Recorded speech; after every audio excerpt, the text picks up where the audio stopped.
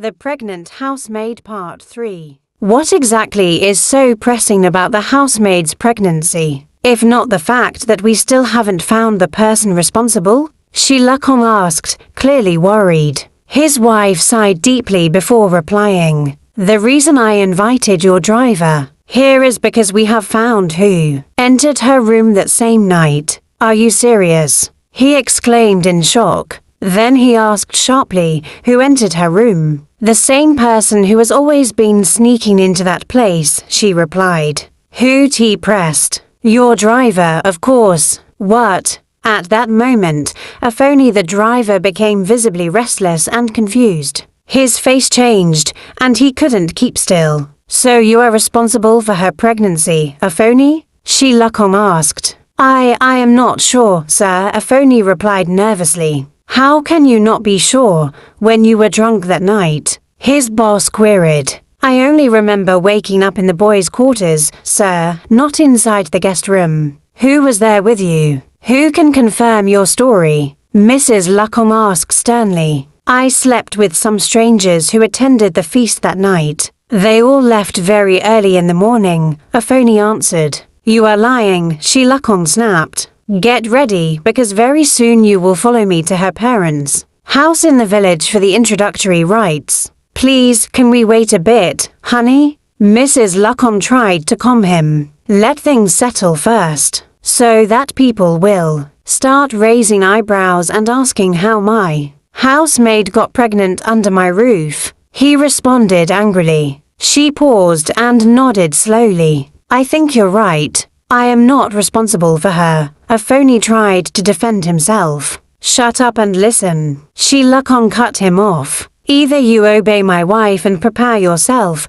or you quit this job. I am sorry, sir, Afoni said quietly. Then Mrs. Lakong added, your brother, Kamla, saw your sandals lying at the door next to Kiffin's slippers that same night. Still, Afoni denied it. Your sandals were right there that night, she continued. The same night this happened to her. I don't understand, madam, Afoni said, shaking his head. The same sandals my husband bought for you, she explained. The ones you love wearing because they allow your feet to breathe. You even drove with them until my husband warned you it wasn't safe. It's true I was drunk, sir, Afoni admitted. But I am not the one. Despite all the evidence, Afoni refused to accept responsibility for Kiffin's pregnancy. When Kiffin was finally called forward and questioned, she said something that sealed the matter. If the driver was the one who stayed in my room that night, she said softly. Then he left very early in the morning. Mrs. Lakong asked,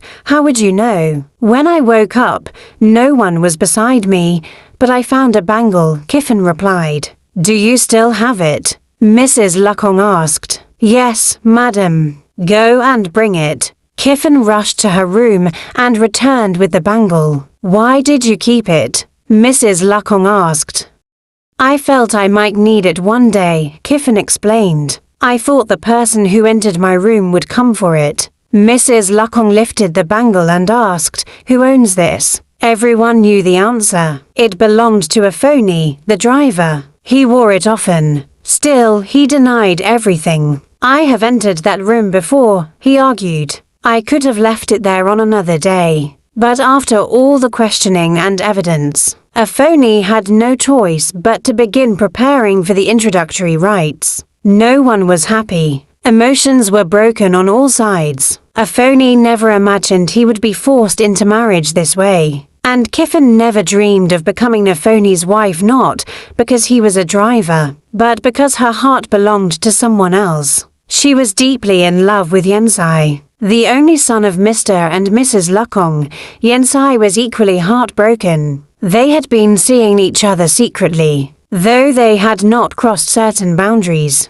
In pain, he later said, I wish I had claimed her earlier, so that the child would have been mine. But wishes could not change reality. So by the weekend, the Lakongs decided that they did not want her family to know the full details of why they were coming. They simply said they were coming to ask for her hand in marriage to their driver, not mentioning how everything happened or how she accidentally found herself tied to him. As for the driver, he had nothing to say to defend himself or prove his innocence. His bangle had been found on the bed, and his sandals were lying right at the same door where she slept. Early the next morning, after the feast, he was seen wearing those same sandals. To make matters worse, when pictures taken during the feast were carefully examined, he was clearly seen wearing the same sandals on his feet. There was no way out again. That same week, arrangements were made for them to go and meet her parents in the village for the introductory rites. It was not something anyone had planned for so suddenly, but time was no longer on their side. When they arrived in the village, Kiffin herself was not around. Sitting in the living room, Mr. Lacon cleared his throat and started gently. "Mommy and Papa Kiffin," he said slowly, "we have been united by the trust you placed in my family when you allowed your daughter to come and serve in my house. I promised you that I would protect her from useless men and unnecessary trouble. Your daughter is a very good girl, and that is why we are here today. We know she is not around to present someone officially, so we thought it wise to come first. Once you approve of him, we will then proceed with her consent. We do not want to waste time." Papa Kiffin sighed and replied calmly, "Mr. Lacon, we already trusted our daughter to you. The last thing we can do is interfere in matters you can handle yourself. Just tell us your reason for this surprising visit on such short notice. At least we would have prepared something small to welcome you properly. That is why I told you I was just passing by and decided to use one stone to shoot two birds," Mr. Lacon responded. "In situations like this, preparation is important," Mama Kiffin added. "Not really," Mr. Lacon said politely. "You know our tradition. This young man here is my driver, and I discovered that something has been going on between him and your daughter. Since I know he is a responsible man, instead of wasting time and allowing matters to go out of hand, we decided to come for the introduction. Don't worry, we will still come in a bigger way. What we brought today is just a token. We only thought it wise to inform you first." Papa Kiffin nodded and said, "You did well, my friend. Ki yog bonga kui yom for kichi angia kichi yogan ki." Mr. Lacon smiled and added, "You are right. Even if I am the caretaker of the tree, I cannot allow someone to pluck ripe fruits without informing the rightful owner." Papa Kiffin laughed lightly. "Some people still say in Lamtso, a kobun bokin korn kurin." Mama Kiffin smiled because the slang meant that when the stomach of a squirrel is swollen from constipation, it believes it is already full. No one there knew the deeper truth, except the visitors. They all understood that the pregnancy had to be carefully covered. After all, they had promised her parents to protect her dignity and respect. They later returned home and informed Kiffin that her parents had approved of the marriage. Preparations for the bride price immediately began. When she tried to protest, she was firmly told, "We are protecting your dignity and pride.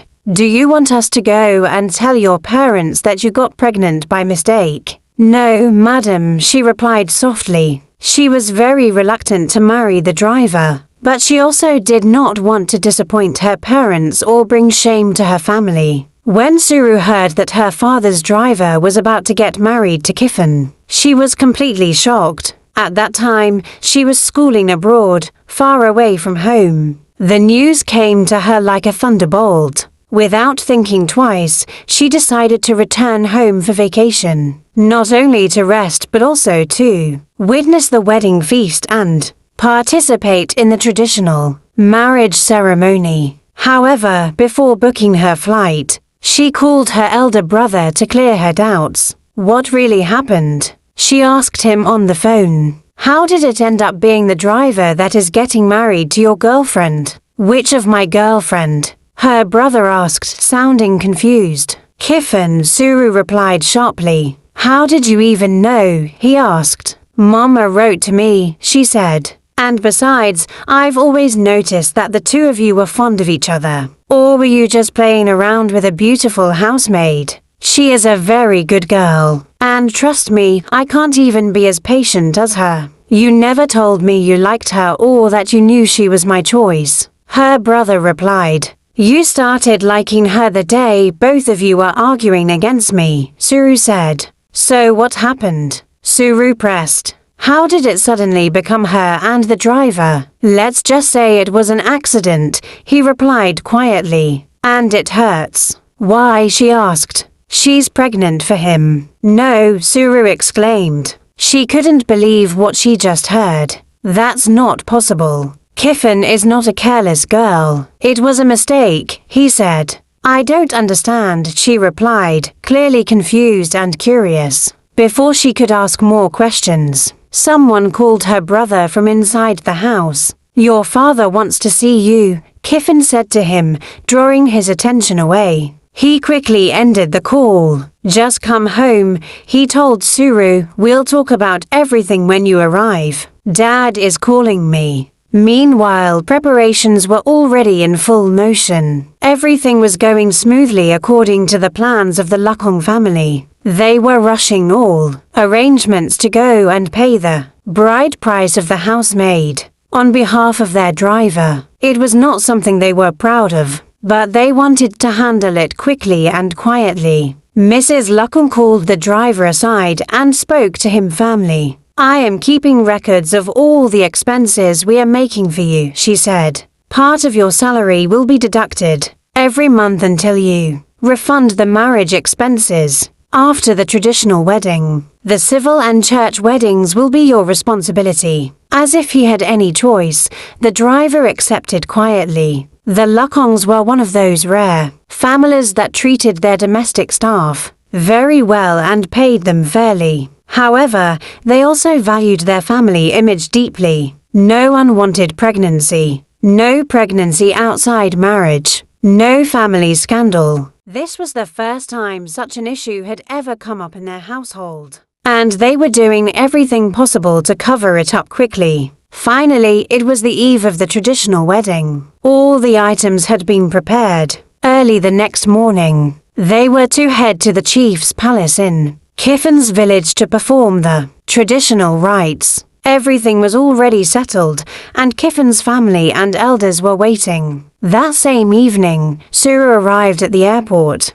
Coincidentally, the same driver was sent to pick her up. During the drive, Suru was clearly upset. How come no one came to welcome me? She asked angrily. Not even my brother. The driver explained calmly that she arrived at a time when everyone was busy with one thing or another. She understood, but another thought troubled her. How did you end up marrying Kiffin? She asked him directly. Did you both have something serious? Or was it really a mistake like my brother said? As you can see, Miss Suru, I have no choice, the driver replied honestly. I'm confused myself. We were all drunk that night. I see, she said thoughtfully. Are you sure you'll be happy with her in the end? I don't even like her like that, he confessed. But she's a beautiful and nice girl. Okay, Suru said. Marriage is not a joke. I just hope her heart isn't still with another man. I hope so too, he replied.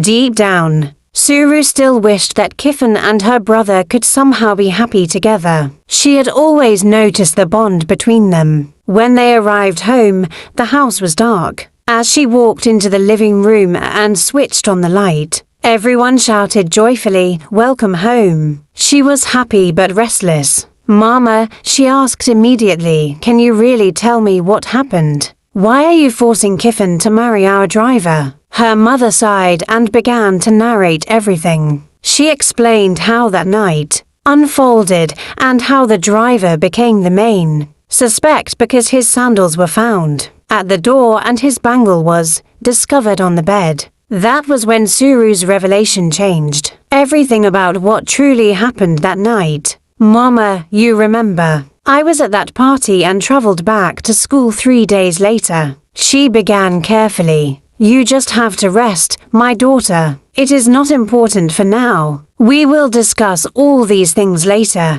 her mother replied calmly, trying to avoid the conversation. No, Mama, she said firmly. You don't understand. What exactly do I need to understand? Her mother asked, already sensing trouble. That night, your son, my brother, was wearing the same sandals. What? The mother exclaimed in shock. Yes, Mama, I saw it clearly. The driver even looked for the sandals that night. It's because he was drunk that he cannot even remember anything, the daughter explained. But the mother quickly defended her son. Your brother was the only man who was not drunk that night. You know your father and I limit how much alcohol our children take. I don't even understand how the housemaid got drunk in the first place. Maybe because she was serving wine, Mama, and also tasting one glass after another, her daughter replied softly. I see, the mother said quietly.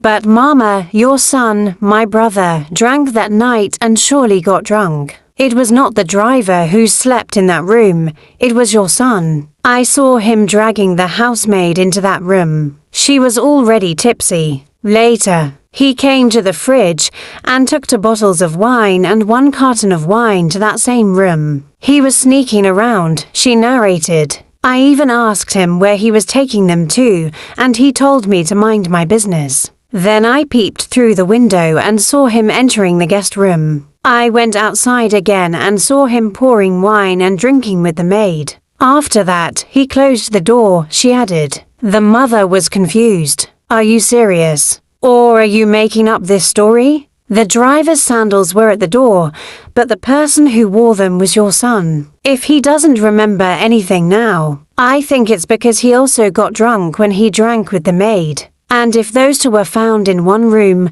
no one forced anyone. It wasn't just alcohol. They were drunk with love for each other, the daughter said confidently. I cannot allow this to happen. The mother shouted angrily. You cannot stop true love, Mama. Let them be. They love each other, the daughter replied. My son cannot marry my housemaid, the mother insisted. Ask his opinion, Mama. It's his decision. And the way he is already hurt about the pregnancy, just let him marry her. He loves her, Mama, she pleaded. But the mother was not ready to accept it. She sighed deeply and then begged her daughter. If you are truly my daughter, don't tell anyone about this. It must remain our secret. Your brother should never hear about this from you. Let it not bring shame to this family. I am begging you, my daughter. He deserves to be happy, Mama, and the maid too, the daughter said gently. I am really begging you. I promise to do whatever you want. The favor I refused your father to grant you. I will approve it now, the mother said, trying to persuade her. So you are bribing me against my brother's happiness? The daughter asked sadly. I like those 2 so much. Kiffin and Yensai are so good together. But promise me you will just allow her to marry the driver, the mother said firmly. Then what about my brother's child in her womb? The daughter asked. I will handle it. Don't worry, the mother replied. Then she decided to keep quiet and let Kiffin marry the driver. Deep down, it was eating her up, but she felt silence was the safest option. Still, she needed to know how her brother truly felt. She had to hide the secret from him, knowing fully well that he was the one responsible for Kiffin's pregnancy and that both of them genuinely loved each other. The wedding was the next day, and evening had already fallen. Her heart was heavy. It was either she revealed the truth or watched her brother remain broken for a very long time. Either way, someone would be deeply hurt. She slowly walked into his room and met him sitting on the bed, sobbing quietly. His eyes were red, his face pale, and his heart clearly shattered. He looked like someone who had lost everything in one night. The sight broke her heart. She tried to console him, speaking softly, but there was nothing she could say that would heal his pain. He was deeply wounded. She knew that if he ever found out that the housemaid was actually pregnant for him, and not the driver, he would surely stop the wedding immediately. Every passing moment became harder for him to bear. His silence was louder than words. During the traditional wedding, Yensai didn't want to attend, but he was forced to. His sister told him it was the last thing he could do for the housemaid, just to show how much he loved her and respected the family. With tears in his eyes, he told her, "I cannot bear watching the woman I love being forced to marry another man just because of a mistake and because our parents want to protect their dignity. What about my own happiness?" She sighed deeply and replied, "Just take it easy, please." Later, she went to see Kiffin, the housemaid. She met her crying uncontrollably too, like someone mourning the loss of a loved one. "Hey, why are you crying like this? You are almost drowning in your own tears. Take it easy," Suru pleaded as she tried to comfort her. Kiffin lifted her face and said with a trembling voice, "I love your brother so much. This mistake is destroying me. I cannot live happily without him. I truly love your brother." Suru's heart skipped, but she still asked, "But you know you are carrying another man's child." Despite knowing the truth, she asked anyway. Kiffin replied, "My heart is pregnant with love for him. If I cannot be with him, I will never be free from the love I have for him." Suru groaned softly. "This is serious," she muttered. She left Kiffin feeling completely helpless. Why couldn't their parents allow love to win? Why must tradition always crush happiness? Suddenly, her hands were tied. The next day, they all followed Kiffin and Afoni to the traditional wedding ceremony. They arrived at noon, and the bride's family was already waiting. Immediately they entered. Greetings were exchanged with the chief and family elders. The head of the family introduced everyone, and the ceremony began. After the bride price was paid and all rites completed, it was time to present the bride to her groom. She was to drink the wine brought to her, and then the groom would drink after her. At that very moment, Yensai walked away in deep pain. His sister quickly followed him, afraid he might completely break down. Her heart raced as she watched him leave. Behind them, Kiffin was also crying. When their eyes met briefly, neither of them could bear the pain anymore. Love was being sacrificed, and destiny was yet to decide the outcome. To be continued in part 4. Please support us by subscribing, commenting, sharing and liking our stories. Please drop a positive review on my page. Please my channel at Village Fire Tales for more interesting new episodes and stories.